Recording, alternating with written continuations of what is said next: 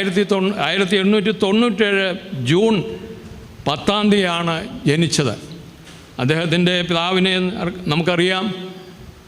അതെ, പിതാവ് കിഴക്കേത്തലയ്ക്കൽ തോമാക്കത്തനാർ, അമ്മ അതെ മാതാവ് റാഹേലമ്മ.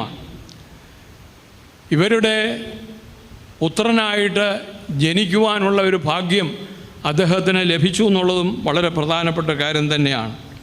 KT ഗീവർഗീസ് എന്നാണ് അദ്ദേഹത്തെ അറിയപ്പെട്ടിരുന്നത്.